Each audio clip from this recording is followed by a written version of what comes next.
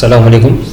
Reliable technologies ने optical shop के लिए एक सॉल्यूशन निकाला है जिसका मैं आपको वेब बेस्ड हमारा सॉफ्टवेयर है जो आप कहीं से बैठ के एक्सेस कर सकते हैं, उसका मैं आपको ट्यूटोरियल वीडियो बता देता हूँ।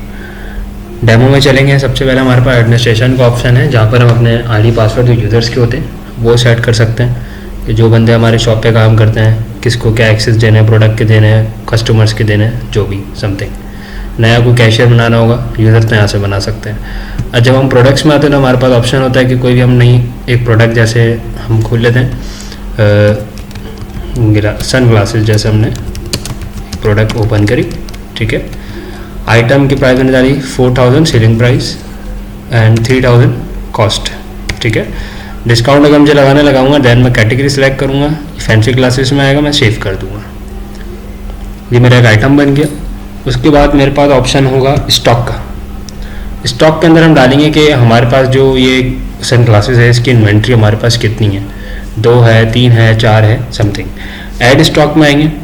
अब यहाँ पर हमारे पास हम डिफाइन करेंगे कि किस वेंडर से मेरी परचेजिंग हुई, तारीख से हुई एंड क्या परचेजिंग हुई। सन ग्लासेस जो हम पीछे बना कर आए थे, यहाँ पर ऑटोमेटिक प्राइसिंग आई। मैंने बोला मेरे पास 4 पीसेस आए, ऐड करा, सेव दबा दिया। ये मेरे बारकोड प्रिंट करने का भी ऑप्शन देगा कि अगर आपको उसके लेवल प्रिंट करने होंगे आप करेंगे, अदरवाइज नहीं करेंगे तो कैंसिल कर देंगे। ये हमारा हो गया। उसके बाद जो बेसिक हमारा ऑप्टिकल शॉप को लेके होता है वो कस्टमर का हिसाब किताब होता है, रिकॉर्ड मेंटेन करना होता है। तो कोई भी कस्टमर आएगा, अब उसका जैसे एक कस्टमर है आबिद, हम उसका फ़ोन नंबर लिखेंगे, जैसे मैंने यहाँ पर नंबर डाल दिया, ठीक है। NIC number not required, address डालें वरना आप ना भी डालें, जैसे मैंने डाल दिया ब्लॉक 5।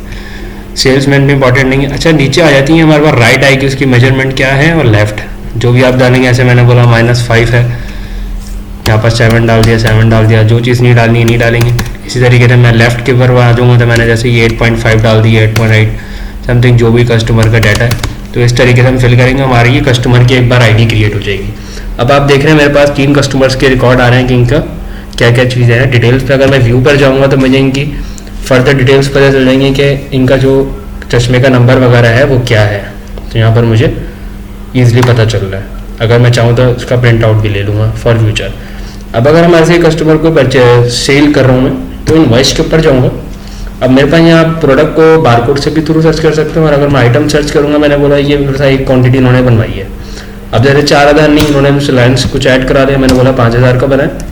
मैंने क्या करा, ऐड करा, डिस्काउंट मुझे इंपॉर्टेंट नहीं है देना, मैं पेमेंट के ऊपर गया।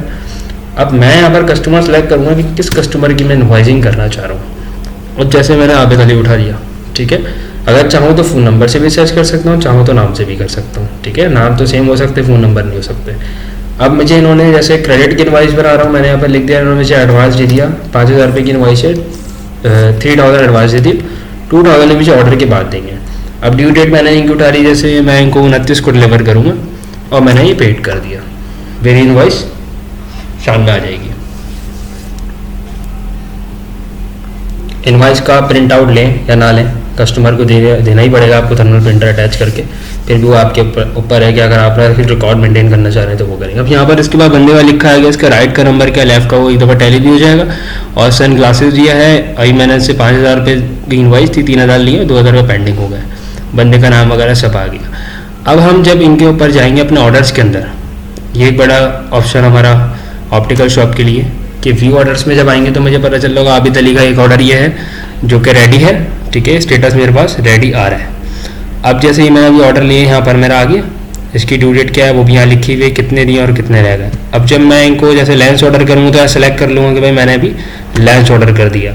अब मेरे से पूछेगा अपडेट करना, मैंने बोला जी बिल्कुल लेंस ऑर्डर मैंने कर दिया। अब जब ये जैसे इसी तरह इन फिटिंग में जाएगा, रेडी जाएगा, डिलीवर जाएगा। अब मैंने बोला मेरा चश्मा रेडी हो गया, मैंने कस्टमर को अपडेट कर दी उसका फ़ोन नंबर देखते हुए, ठीक है। अब अगर मैं व्यू पे जाऊँगा तो मुझे इसका पूरा मिल भी जाएगा कि आबिद अली का जो ऑर्डर है इसमें क्या क्या आइटम इन्होंने मुझे बनने के लिए दिए थे। तो मैं व्यू के ऊपर जाऊँगा तो मुझे यहाँ पता चलेगा कि भाई मेरा इनवॉइस आ जाएगी, इन्होंने मुझे सन ग्लासेस बन दिए था। अगर इस तरह आपकी ग्लास की वैरायटी कोई भी होगी तो यहाँ लिखा हुआ आ जाएगा कितने पैसे दिए थे, कब बिल बना था, क्या हुआ था, ठीक है। उसके बाद अगर आप देखना चाहेंगे कि मेरे टोटल पेंडिंग ऑर्डर कितने हैं तो आप उसकी शीट प्रिंट कर सकते हैं, बराबर में प्रिंट का बटन है।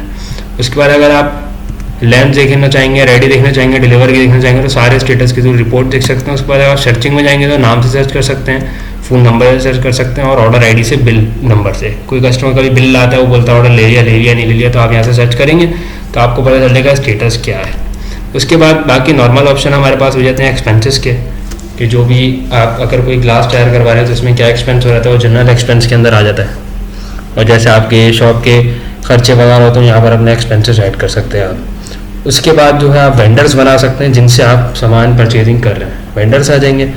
एंड देन उसके बाद आपको डे एंड पे, मंथ एंड पे जब आप अपनी सेल्स में जाएंगे तो आपको पता चल जाएगा कि मेरी इनकम कितनी है, मेरे एक्सपेंसेस कितने हैं, मेरा प्रॉफिट कितना जनरेट हुआ है पूरे मंथ में या एक दिन का।